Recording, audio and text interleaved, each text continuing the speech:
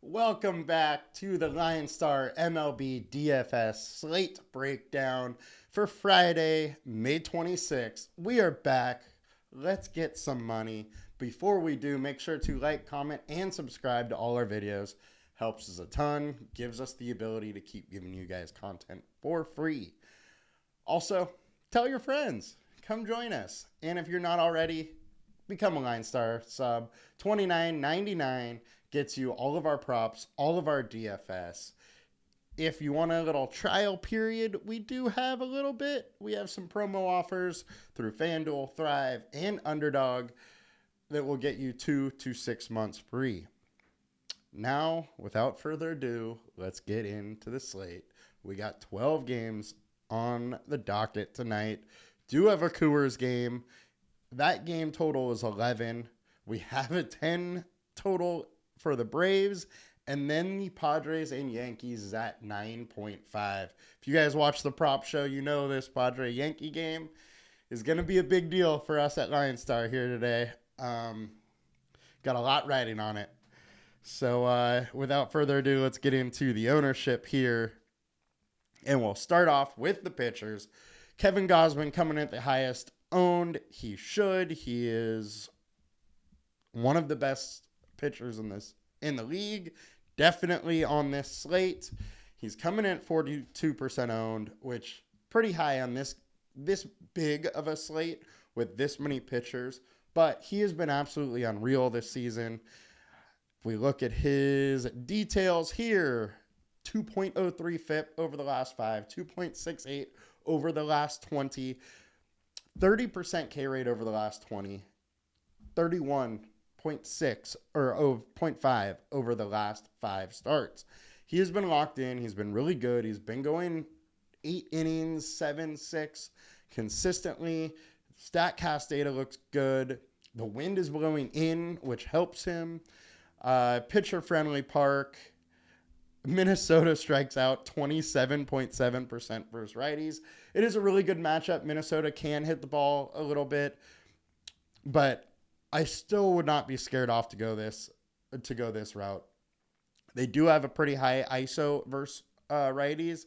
There could be a home run or two, but I think the K's will be enough of a floor to make him a solid play. 31% combined K rate, or 30.8%. So that's why everybody's going there. Makes a lot of sense. Pretty high LineStar projection on him. So I like that. Next, we got Freddie Peralta versus the Giants. Now, he is 8,800, which is maybe a little bit too cheap, coming at 33% owned. But he's been really good this season. FIP before over the last 20, 4.39 over the last 5 starts.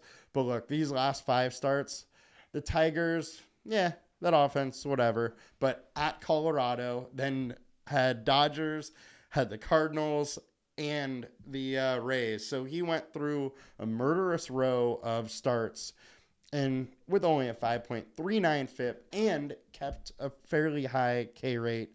He is a very good pitcher. Giants strike out a lot, 25% versus righties. I think it's a decent spot here for Peralta, 25% combined K rate.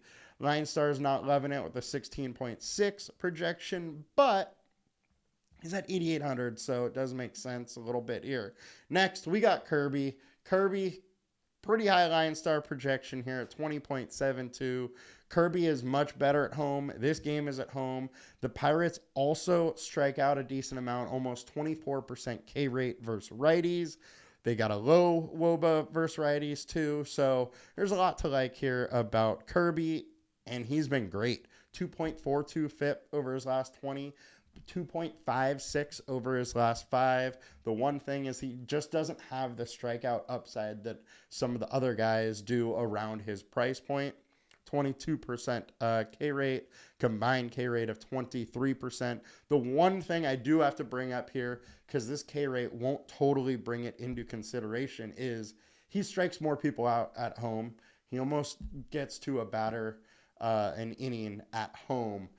When he's away, it's more like 0.7 batters an inning. So there is a little more upside due to the fact that he's at home. Next, we got Chris Sale versus the Diamondbacks. We know Sale has real solid upside, and the Diamondbacks versus lefties aren't that great.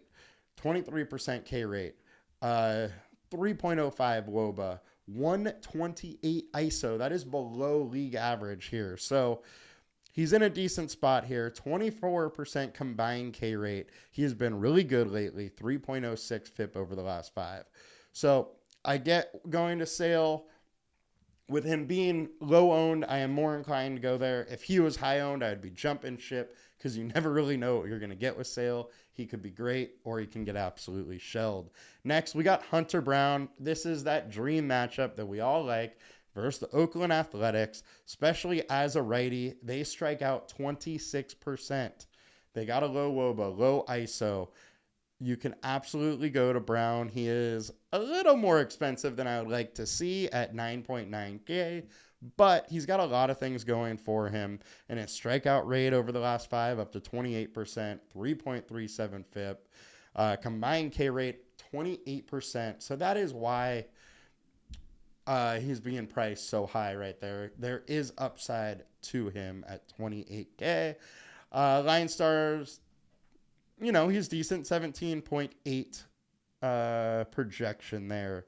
So now if we go down a little bit, Mitch Keller's not getting any love, but this guy has just been great this season. And if we look at the data here, 1.19 FIP over the last 5 starts, coming with a 37% K rate. He has been absolutely locked in. Very interesting that he's getting literally no ownership. 25% K rate for Seattle versus righties.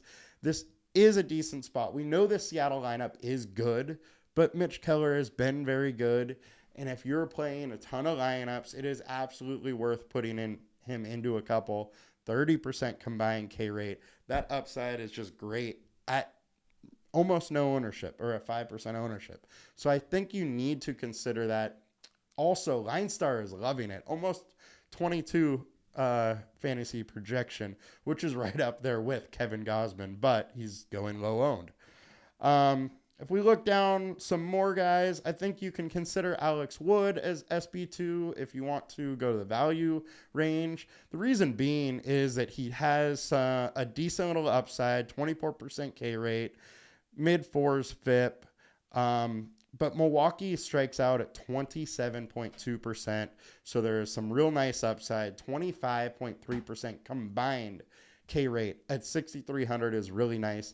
One thing you have to worry about him is he's given up a decent amount of runs, but he also hasn't really been let go into the 80 pitch range. So he is limited. It's why his projection is low. But if he can limit some runs, get 4 or 5 Ks at 6,300, it will pay off. Jared Schuster got absolutely shelled the first couple times out. Then came back after getting, being down in the minors for a little bit and pitched an absolute gem. This is a guy that in spring training was pitching great. Something happened. He got shelled. He retooled, and his pitch mix was a little different last game. So maybe, just maybe, he figured something out. He is against the Phillies. They strike out 27% versus lefties. So there's definitely something interesting there. They do hit the ball well, though. It is in Atlanta. It is warm out there. There is some very high potential for some home runs, I would say, in that game. But at his price, he is kind of interesting as a dart throw that is going low owned. And now let's check over to FanDuel and click a few here. So Kevin Gausman coming in highest owned. Hunter Brown next at 15%. Gausman's at 33%. So on FanDuel, ownership is really spread out here. Gausman is the highest priced and highest owned. As we went over, it's good reason. But not too hard to get different on this slate on FanDuel with the pitchers just because of so much ownership we're going to those two, Gausman and Brown. A lot of ways to get different. Detmer's interesting. We didn't talk about him on DraftKings. We will here. He's only 8,300 on FanDuel. And there's, some nice upside. 31.5% K rate over his last 5 starts. And Miami striking out at 21%. The combined K rate, 26%. It's an interesting spot for Detmers. I don't mind it whatsoever, especially at such a cheap price with decent upside. Grayson Rodriguez is a little cheap. Wouldn't go Wood on FanDuel just because that upside is not there, being limited at 70 pitches or so. Once again, Mitch Keller going unowned. He is super cheap on FanDuel. Super expensive on FanDuel, though, so be careful with that one. And let's get into some stack attacks. Loading. All right. As always, we will go to the highest owned. No surprise. We have a game in Coors as the highest owned with the Mets. They're also projected really well. Connor Siebold just has not been good. 6 FIP over the last 20, 6.11 over the last 5. The splits and barreled balls are all favoring the Mets here. So I think the Mets are in a good spot. They're going high owned. There's a good reason for it. There are a lot of different ways to get different, though, on this slate with so many people going to the Mets. Now, let's go to the highest projected. Mets are all over it. We got also the Rangers versus Grayson Rodriguez. This is one of those matchups that is pretty volatile here. Grayson Rodriguez, highly touted prospect, has some K upside. The Rangers can strike out at a decent clip. So I think this game is one where Rodriguez could get shelled or he could pitch a really good game. So I don't mind having a little of both sides here. But Rangers offense has been good, so it's tough to take a pitcher against them. Red Sox coming in as a higher owned one or higher projected one as well. Brandon Pfaff, another prospect that has been highly touted, just hasn't done it yet. 7.54 FIP so far. So you can definitely attack him. Now let's get into the value stacks. A lot of expensive pitchers, so we may need to figure out where we can get different and get some value. We got the gas man, Patrick Corbin, who super good this last start or last couple, but we know who he is. He's going to come back to who he has been. He's going to let some runs. Kansas City Royals can absolutely put up some runs too. Oakland is coming up on the value. Hunter Brown has been really good. This Oakland offense has figured out how to score some runs. They do it in a lot of different ways. They have some power. They have some speed. But overall, the offense just isn't that good. Now let's go to the ceiling. Cardinals checking in. Now, this is a Cardinal team that has really started to hit. We are very excited about this offense coming into the year. And it's finally kind of coming and clicking and showing its way. They do have a tough matchup against Bieber, though. Bieber doesn't have that strikeout upside that he used to have, but he is still a good pitcher that limits runs. So I don't love it. However, if they can get to Bieber, get him out, that ceiling will definitely show up here.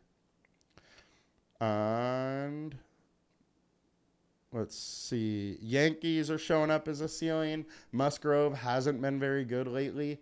So Musgrove missed most of spring training with a broken foot. So this essentially is his spring training. He's still working it out. He's still trying to figure it out. It's a tough spot for him in New York versus the Yankees. Braves check in. Walker's just not that great of a pitcher anymore.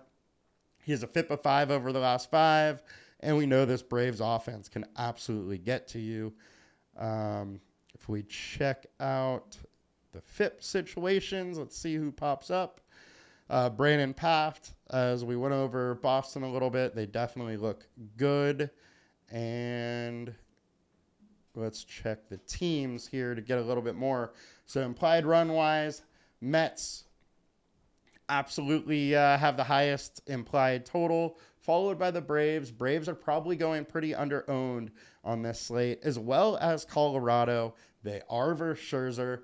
Last time out, Scherzer got absolutely lit up, but it was almost 2 weeks ago. So he probably figured out whatever was wrong in that last start. But it's a game in Colorado. You literally never know what's going to happen. So you could definitely go there. Yankees are next. Musgrove hasn't been good. We went over that. Padre bullpen's not great. After that, we have the Padres. Padres are interesting. Randy Vasquez is getting the start. He's coming up from the minors. Mid-4 ERA in the minors. You can probably go to some Padre stacks here. Next, we got Boston at Arizona. And I think you really got to like Houston today.